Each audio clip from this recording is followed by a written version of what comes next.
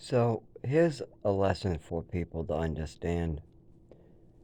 For the first 10 years of my adulthood, I was, I would never mix dish soap, vinegar, alcohol, any of those with each other at any point.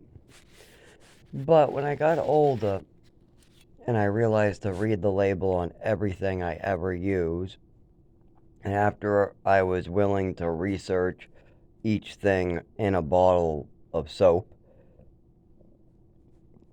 I felt more confident with doing things like mixing soap with vinegar to wash out my dishes, or using soap, vinegar, and baking soda to wash out my really greasy pans.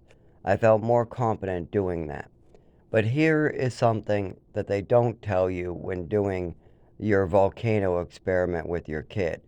Be careful of modern dish soaps. Some modern dish soaps will have chlorides in it, or hypochlorite, or bleaches mixed into the soap.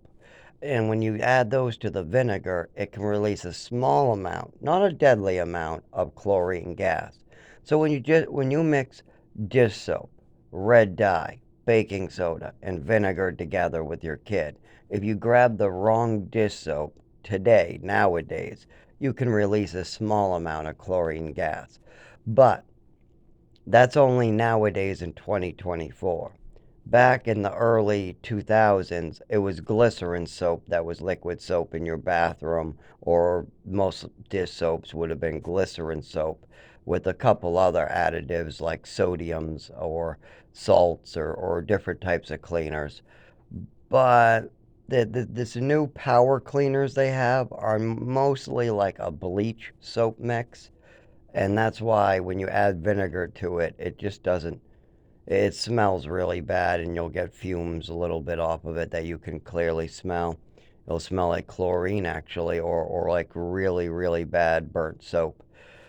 Um, but anyways, it's not like I tried this. I just read the back of some of the modern soaps, like that new Power Scrubber, and I was going through a lot of the new dish soaps they have, and a lot of them are like with bleach or with added bleach or with cleaners. And if you use some dish soaps on your clothing, you'll notice that it bleaches your clothing as well. Those are the ones that you should not mix with vinegar. But see, you need to really know what's in the bottle, and you need to know what you're doing. That's why I would have never attempted to mix glycerin soap with vinegar and baking soda until I understood that there was a new problem. Now, yeah, I do it all the time. I have a spray bottle that is 99 vinegar, 1% glycerin soap. And I use that for cleaning dishes all the time. It's just vinegar with a little bit of dish soap that is pure glycerin dish soap. Just the basic. And it works great. It's the same as a volcano experiment without the baking soda. And if I need, I'll throw some baking soda on a pan and spray that, and you can see the foam action. It works fantastic. But that's because I read the labels of what I'm buying. I know a lot of adults out there who just grab a dish soap and say, oh, that looks good, that's cheap, okay. And they have no clue what the fuck they're buying. They see a liquid that says dish soap on it, and they say, oh, that must be dish soap. But what people don't realize is today there are so many chemicals in food, so many chemicals in soap. There's so many glycerins and chlorides and ammoniates and ammoniums or I might be pronouncing that right. It's the ammonium or ammonium. It actually has another precursor to it. I can't remember. But anyways, there is a lot. I mean, there's a sulfates. You know that there is a million different sulfates. I mean, even match heads. If you ever heard the story of the match head girls, you would understand and that there is 100 versions of the match head girls today.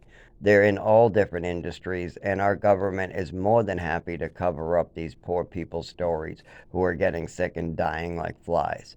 So understand when you buy a product that you should understand what you're buying. You might think you're buying dish soap, but what type? If you